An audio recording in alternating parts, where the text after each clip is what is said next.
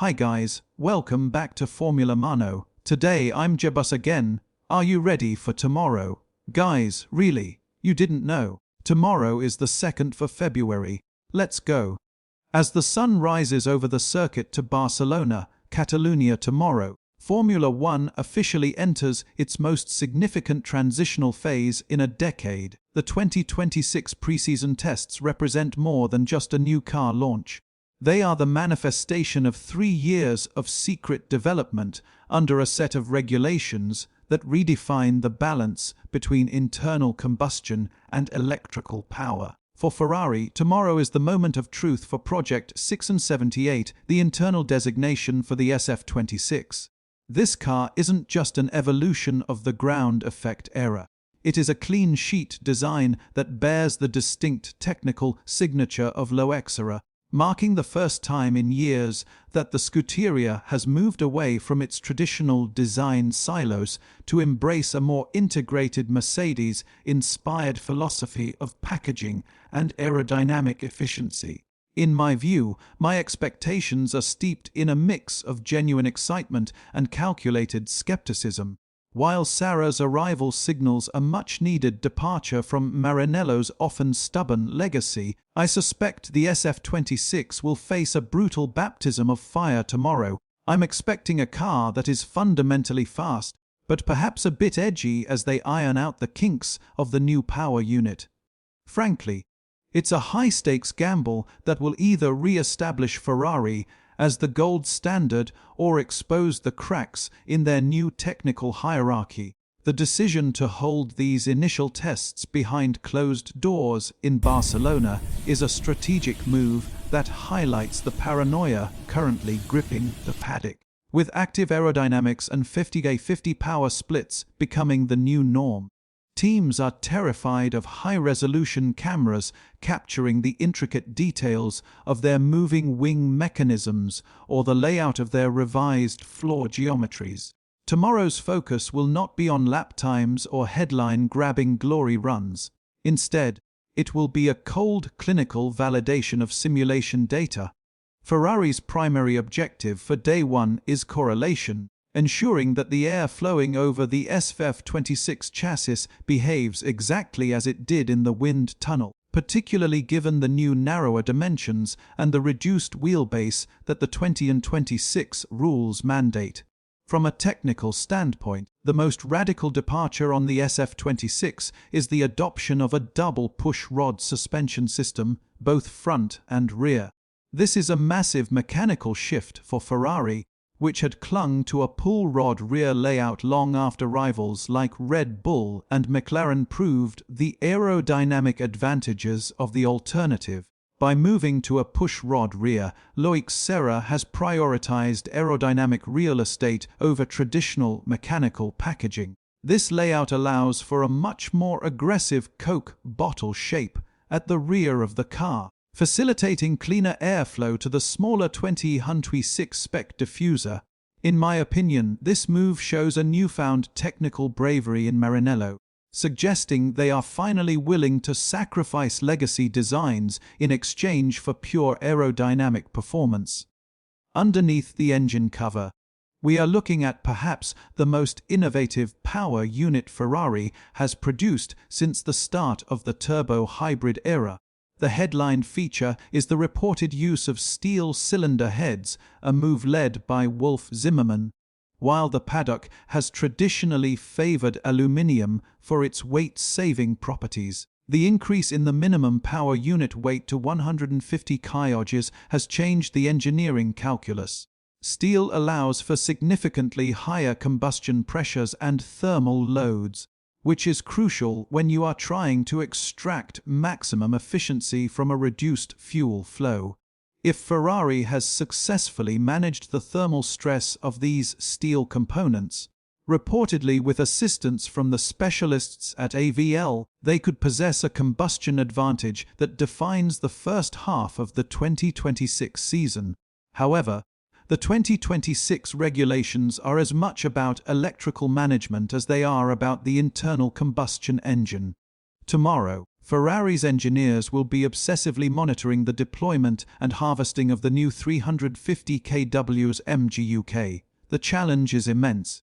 With the MGU-H removed, the car must harvest massive amounts of energy under braking to avoid clipping, running out of power at the end of long straights. Ferrari has developed a bespoke, more compact battery pack to improve weight distribution, and tomorrow's shakedown will be the first real-world test of the software maps designed to balance this energy. My concern is that the complexity of this harvesting deployment cycle is so high that any software glitch tomorrow could lead to a day of lost running, which, given the limited testing time, would be a catastrophic start. The aerodynamics of the SF26 also introduced the concept of active aero, where both the front and rear wings adjust their angles on the fly to reduce drag on the straights. Tomorrow will be the first time we see these systems functioning in a collective test environment. Ferrari's implementation of these moving parts is critical. If the balance shifts too violently when the wings move from Z mode, high downforce, to X mode, low drag, the car will become unpredictable for the drivers. Loax's influence here is vital, as his experience with Mercedes's high-speed stability will be applied to ensure the SF26 remains a stable platform during these aerodynamic transitions, particularly through high-speed sectors like Barcelona's Turn 3. The human element tomorrow is equally fascinating, though perhaps more controversial. Lewis Hamilton will begin his 2026 campaign without a permanent race engineer, instead sharing Charles Leclerc's engineer, Brian Bosey. From an operational perspective, this is a risky strategy. While it ensures a unified feedback loop for the engineers during the initial systems checks, it prevents Hamilton from building the essential shorthand communication required at this level. Hamilton is adjusting to a cockpit that is narrower and more cramped than his Mercedes, and he is doing so while having to share his primary point of contact with his teammate. It's a pragmatic solution, but one that suggests Ferrari is still ironing out the creases in their structural planning. Charles Leclerc is expected to take the wheel first tomorrow morning, acting as the team's baseline. Having spent more time in the simulator and during the Fiorano shakedown, the clerk's role is to confirm that the SF26 basic systems are functional before Hamilton takes over to provide a second, perhaps more critical perspective on the car's fundamental balance. My opinion is that Ferrari is leaning heavily on the clerk's homegrown knowledge to accelerate the initial setup phase. However, the true test of the SF26 will be how it responds to Hamilton's specific requirements for rear-end stability, an area where Sarah's previous designs have occasionally been found wanting. The car we see on track tomorrow will likely be a base specification, stripped of the complex floor edges and intricate winglets that will eventually appear in Bahrain. Ferrari's objective in Barcelona is reliability and cooling validation. The 2026 power units generate an incredible amount of heat, and the SF26 features a highly sophisticated internal ducting system designed to keep the battery and MGU-H within their narrow operating windows. If the car spends more time in the garage than on the track tomorrow, it will likely be due to cooling issues. Loax has prioritized skin-tight packaging, which is great for aero, but a nightmare for thermal management. The Zimmermann factor adds another layer of intrigue. With the lead engine designer departing for Audi, there is a lingering question of whether the SF26 engine is a fully refined product or a bold experiment left for others to manage. Ferrari's history is littered with brilliant engines that were let down by reliability or poor chassis integration. By bringing in Sarah to bridge the gap between the power unit and the chassis departments, Ferrari is attempting to avoid the silo mentality that has hindered them in the past. Tomorrow's running will provide the first indication of whether this cross-depth departmental collaboration has actually worked. From a driver's perspective, the SF26 represents a shift toward a more agile, lighter-feeling car despite the overall weight increase of the power unit. The move to 18-inch wheels and a shorter wheelbase should in theory make the car more responsive in low-speed chicanes. However, the high-speed stability is where the real work lies. I'll be watching the onboard footage tomorrow, if we can get any, to see how much work the drivers are doing at the steering wheel. A calm, stable car through the final sector in Barcelona usually points toward a chassis with a wide operating window, which has been Ferrari's Achilles heel for nearly 5 years. The choice of Barcelona for this test is a testament to its status as the ultimate all-rounder circuit. It tests every facet of the car's performance, from the high-speed aero loads of Turn 9 to the traction demands of the final chicane. For Ferrari, a successful day tomorrow would be 100 laps of trouble-free running. If they can achieve that, it proves that the fundamental cooling and electrical architectures are sound. In my view, the Project 6-78 is the most technically integrated car Ferrari has ever built, moving away from the power-first approach to a more holistic, efficiency-first model. We must also consider the fuel. 2026 marks the introduction of 100% sustainable fuels, and Ferrari has worked closely with Shell to ensure their combustion process is optimized for these new chemical compositions. The steel cylinder heads are a direct response to the different burning characteristics of these fuels.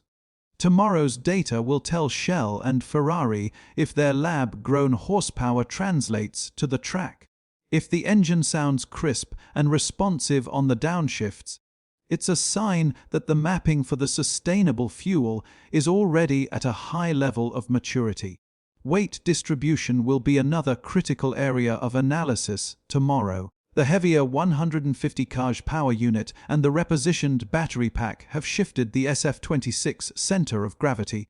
Ferrari has worked hard to keep the weight as low as possible, but the car's pitch and roll characteristics will be entirely different from the 2025 machine.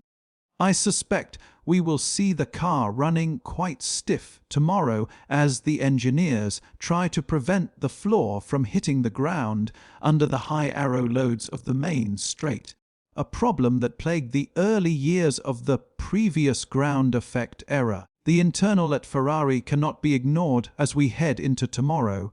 Fred Vasseur has staked his reputation on this 2026 project. He has cleared out the old guard and brought in the likes of Sarah and Hamilton to create a dream team. If the SF26 proves to be a dud in Barcelona, the pressure on Vasseur will be instantaneous. However, the mood in Maranello is reportedly one of quiet confidence. They feel they have explored the 2026 regulations more deeply than their rivals, particularly in the realm of high-pressure combustion and energy harvesting. The active aero testing will likely be the most visually interesting part of the day. Watching the wings transition between modes will be a first for modern F1. Ferrari's system is rumored to be hydraulically actuated for maximum speed and precision. Tomorrow, they will be checking for actuation lag. Any delay in the wings moving could lead to a sudden loss of grip that would be disastrous at high speed. It's a high-stakes game of flap control that every team is currently trying to master. I'm particularly interested in the SF26 floor design. While the 2026 rules have reduced the size of the diffuser, the floor remains a massive generator of downforce. Ferrari has struggled with bouncing in the past when trying to run the car low. With the new push-rod suspension providing better control over the car's ride height, tomorrow should show if Ferrari has finally solved their floor sensitivity issues, if the car looks stable over the curbs at the chicane. It's a massive win for the chassis department. The collaboration with AVL on the engine side suggests that Ferrari is looking outside its own walls for expertise more than ever before. This humility is a good sign. It shows that they recognize the scale of the 2026 challenge and are willing to use the best technical minds in Europe to solve it. The steelheads are a high-reward gamble, and if it pays off tomorrow with consistent high-power output, it puts Ferrari in a very strong position relative to the more conservative aluminium designs of their rivals. As for the driver pairing, Hamilton and Leclerc represent the best feedback loop in the sport. Leclerc is a master of qualifying and raw speed, while Hamilton has a decade of experience in winning championships with turbo hybrid technology. Their combined feedback tomorrow will be more valuable than any sensor data. If they both come back with the same complaints or the same praises, Ferrari will have a clear direction for development. The lack of a permanent engineer for Hamilton is a distraction, but his ability to read a car should overcome any initial communication hurdles. In conclusion, tomorrow in Barcelona is the start of a new era in every sense of the word. Ferrari's SF26 is a bold, technically aggressive response to the most complex regulations in F1 history. From the steel cylinder heads to the double push rods suspension and the active arrow, the car is a rolling laboratory of 2026 technology. Whether it is a world beater or a work in progress remains to be seen, but one thing is certain: Ferrari has not played it safe. They have gone for the knockout blow with their technical choices, and the 5 days in Barcelona will decide if that blow lands or if they've left themselves wide open to their rivals.